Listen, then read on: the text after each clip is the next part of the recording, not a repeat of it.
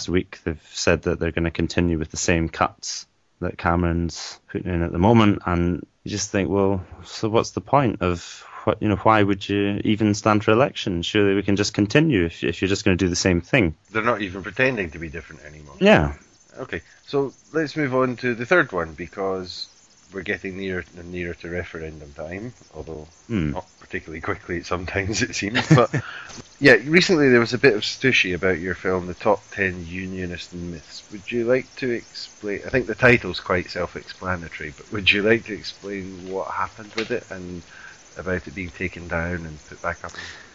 Yeah, well, I didn't expect the reaction that it got, but it went up initially on YouTube, and within a few hours, there was a copyright complaint, I think, lodged by Better Together, so they had it taken down. So I thought, oh, okay, well that's that gone. And then I thought, well, I'll put another copy up. But then there seemed to be loads of copies that were up, and I think clearly quite a lot of people had seen this coming, which I hadn't, and had quickly saved a copy and had uploaded it afterwards. I think I'd never heard of the Streisand effect until that, but that seemed to be what happened as a result of trying to block it, which they kept trying to do. I think they made a complaint quite a few times about it and tried to get it taken down, but yeah, it ended up getting seen by a lot more people than it probably would have. Did any of the complaints ever get to you?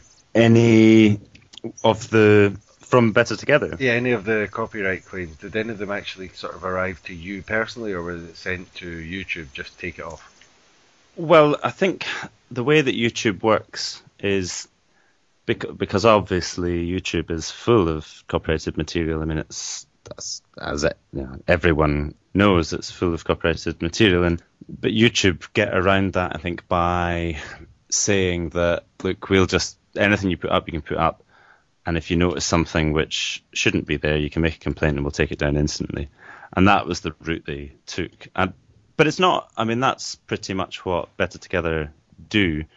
I mean, anyone who's ever, well, not just Better Together really, just any kind of unionist websites or Facebook pages and so on, they all work on the same principle of, if you don't agree with them, you get blocked pretty quickly. I mean, I'm blocked from most of these Facebook pages and things, and not for having said anything particularly outrageous. I mean, just for making reasonable comments about nonsense arguments that they make.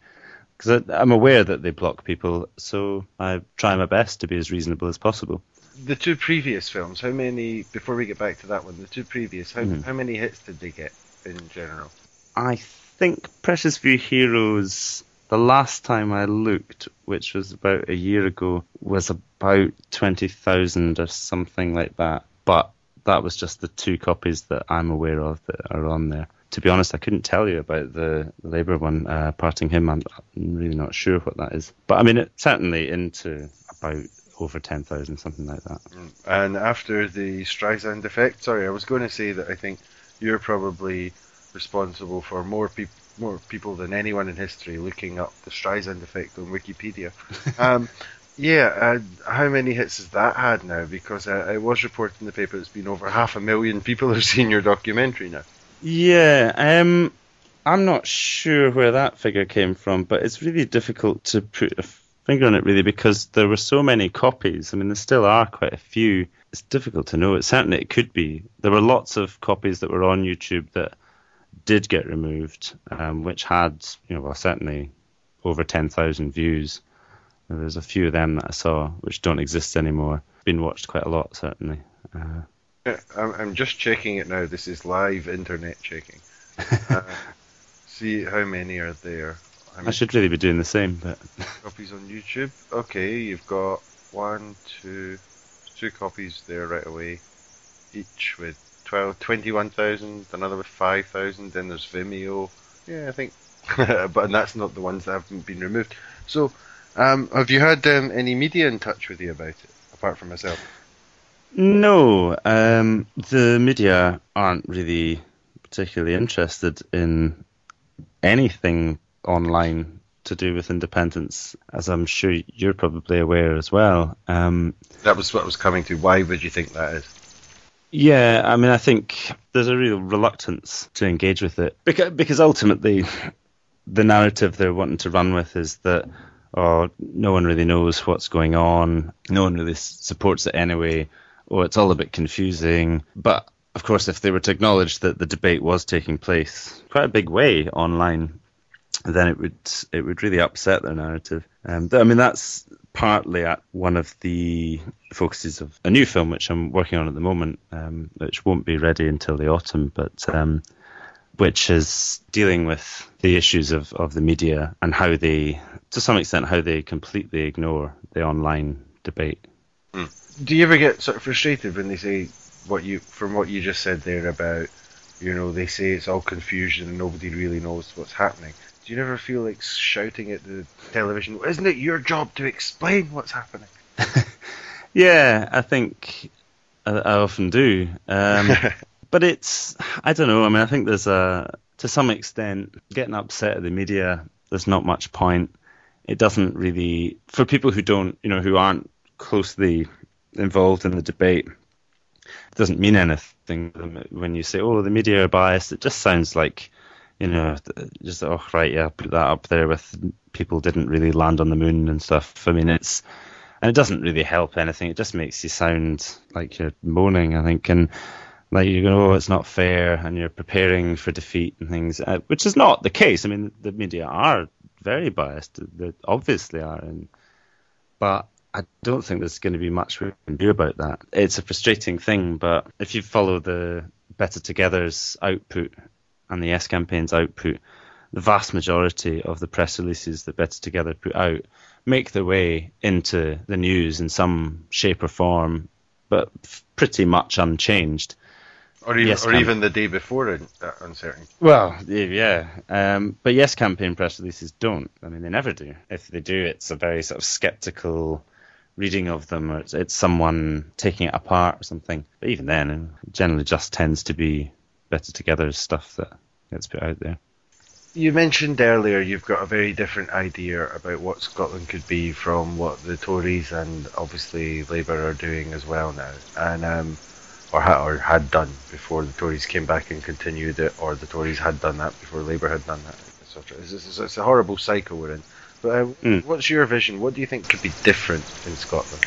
That's the question, really, and I think that's the question that only the Scottish electorate can answer.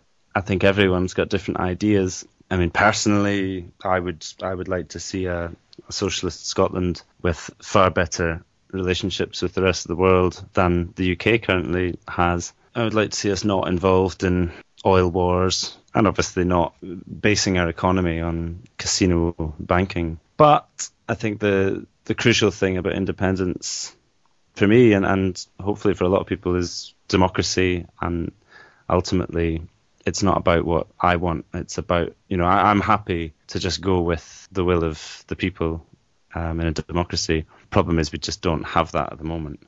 And I just think it would be very interesting to see what Scotland would come up with if we actually could decide for ourselves what we wanted to do. I think it would be considerably to the left of where we're at just now. And you've never been have you been a member of any party? I know you're not at the moment, but have you ever been? No.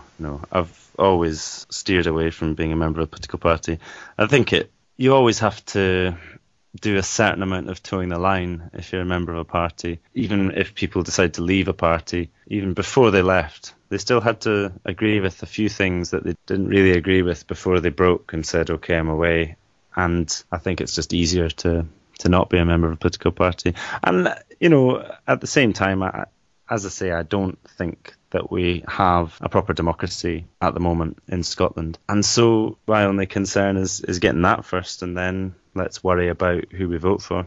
Yeah, because it's a through line I've noticed in all of the films, basically, where you, at a certain point, in one way or another, you've talked about bringing democracy closer to the people in one way or another. So is that the idea that appeals most strongly to you? Yeah, definitely. I mean, I think the last one wasn't my voiceover in it, which was kind of about scale of countries and, being a bigger country supposedly makes you better and so on. And think that that's the fundamental kind of point for me, is that you look at America, for example, not to do down America, but obviously it's just far too big to represent the people that lived there.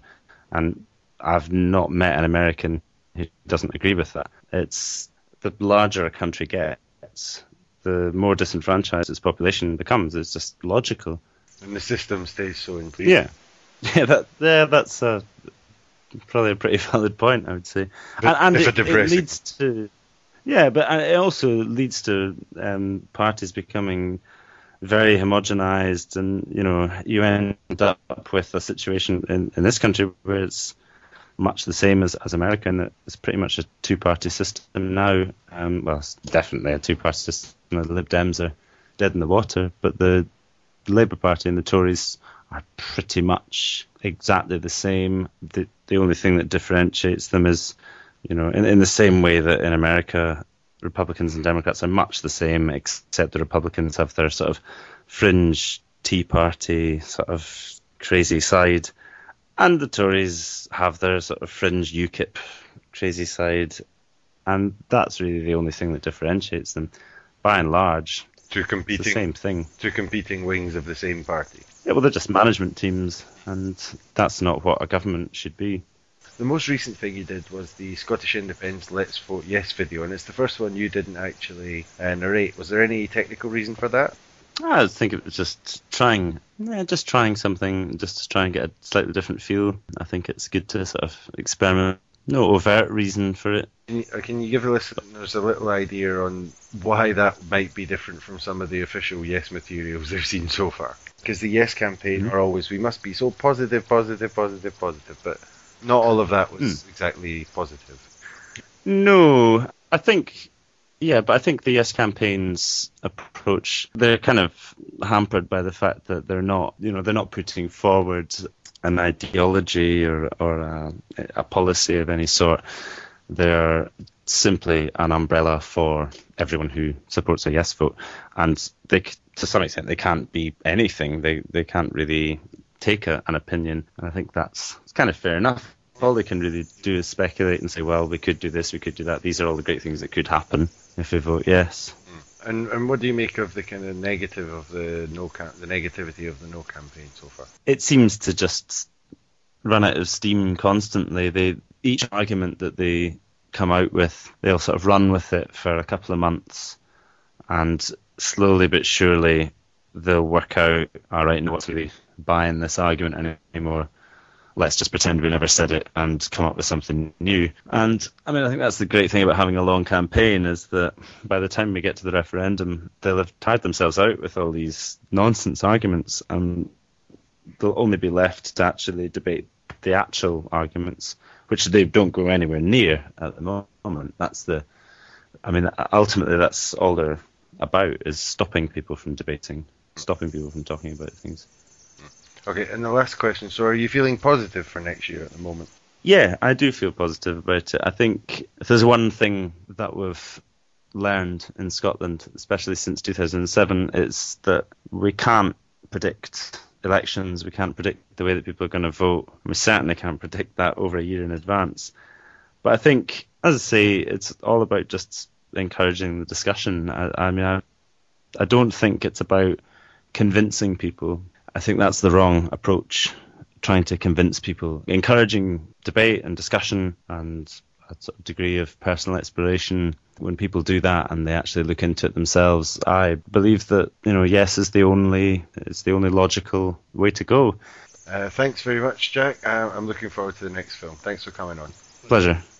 Hello again, hope you enjoyed that. We're going to have a couple more episodes during the week for you, because I've got some good guests lined up, and we'll also have another episode of For All That out later today. As usual, if you'd like to make a little donation to help the podcast keep going, there's the button on the right hand side of the page where you probably found this. As usual on the podcast, the guest chooses the tune, and Jack chose Both Sides of the Tweed by Dick Gaughan, so here that is. Bye bye.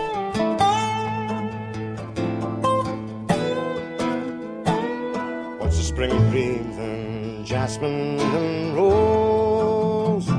What's the summer with all its gay train? cleanser of autumn to low.